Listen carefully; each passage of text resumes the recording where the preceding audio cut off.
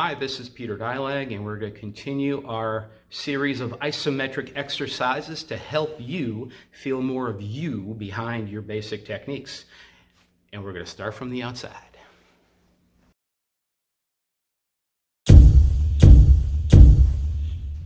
Yes, you guessed it, Soto Uki, outside, middle block, okay? Again, we're going to think about our full range of motion when we do these techniques. So again, we have two areas that we're going to focus on. The projection of the technique, and we're going to practice getting ready for the technique. Because you can't be strong forward if you're not strong going back. Everything needs to be in balance, and that's what this physical exercise or isometric exercise is hopefully making you aware of, that your body has to work in unison with itself, not against itself. Let's get started. So we're going to continue where we hopefully left off. And again, we have our tether. It is knotted. It is in a door jamb. The knot's on the outside of the door, so you can't pull it through. Please be aware of that. Now, for Soto Uki, we're going to do something different. Because if you think of the effort or the force that's applied when you're doing Soto Uki, it's not over here, it's not on the hand. If you're doing it properly, you're kind of putting the stress and the force in the middle of the arm so it can do its job. So that's what we're going to practice. And again, this is going to take a couple times for you to get it to a point where it's comfortable and it stays there. So, belt on the bottom, take your ude, put it close to the elbow. We're going to wrap it around once. We're going to wrap it around twice. We're going to wrap it around 3 times. Whatever's left, just grab in your hand. Now, so if you're doing this, and if you notice that if you actually continue to rotate your hand, you are continuing this contraction into your forearm so that you're building up tightness and tension just by simply doing the technique. That's good, because we want to feel some work. Not that you're going to go for 4.5 hours while you're trying to block a punch.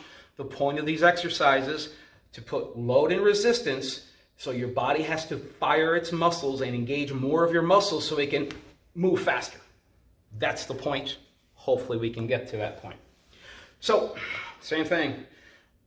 Outside of the forearm. Once, twice, 3, grab, whichever which way. If you need to hold, you got leftovers, that's fine, doesn't matter, just get it out of your way. Let's think about our range of motion.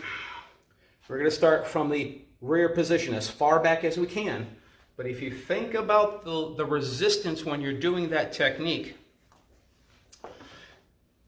it is behind me, or at least as high and as far back as your body allows, and then you need to project it forward so it can turn with the body. So, think about your technique.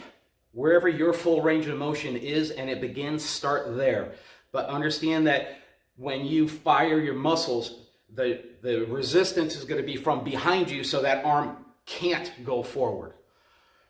So it's going to be from behind you, and then as it comes around, you have this rotation, which is shoulder, elbow, wrist. From here, the tension is from behind. The halfway mark, the tension's kind of on the 45-ish. When you're finishing your technique and you're making contact perpendicular, the tension is at 90 degrees. So when you shift, just put your body in the right position so that you can feel it. Belt. 1, 2, 3. Wrap, wrap, wrap, wrap, wrap. Okay. Get as far back as you can. If your arm can still move backwards and there's slack, move up until it's tight, until you are at your full range of motion for this technique. From here, I want my arm to go out and around. I can't. It's tension. In my brain, I'm doing this. I'm conditioning these muscles to fire deeper and only one side. I'm not tightening the back because I actually want it to go forward.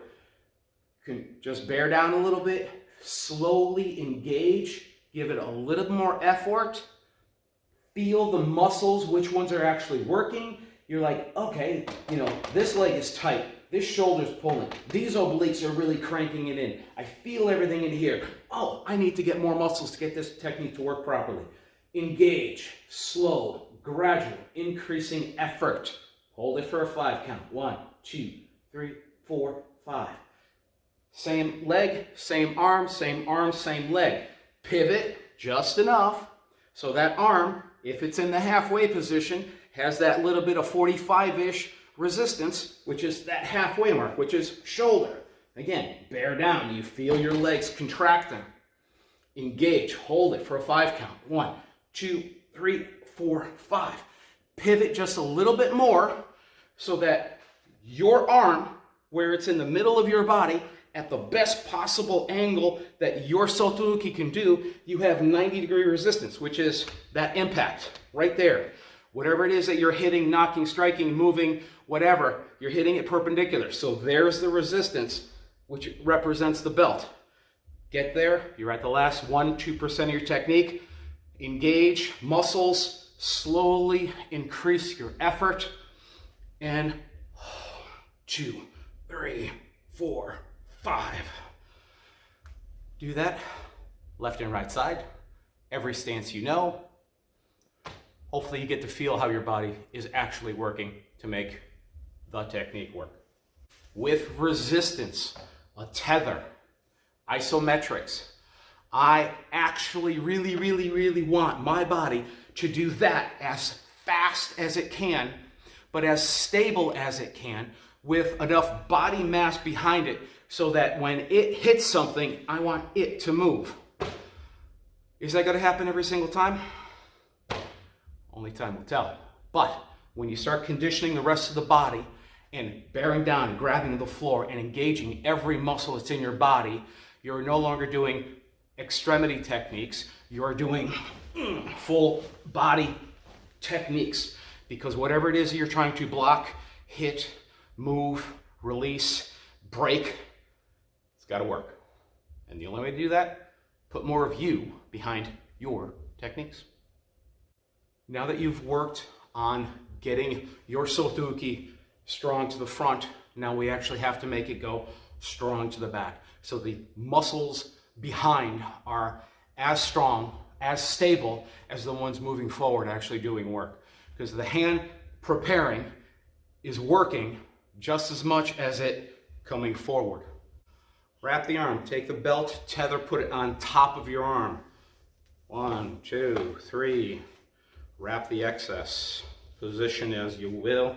And again, if there's loose, just move out a little bit. So imagine yourself in UI. Now,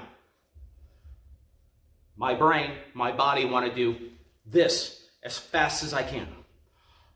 I'm engaging the muscles of the shoulder, the back, the torso, the hips, the legs, the feet, so that when this arm moves, which is here, this arm, it has resistance. Those muscles need to fire and engage a little deeper so that when I fire those muscles, the arm actually moves. Same thing. We're going to take same arm, same leg. We're just going to pivot just a little bit. We're at that halfway position. We're sort of on that 45-ish if you think about that big circle as we're doing it. Same thing. Engage those muscles. 1, 2, 3, 4, 5. Good.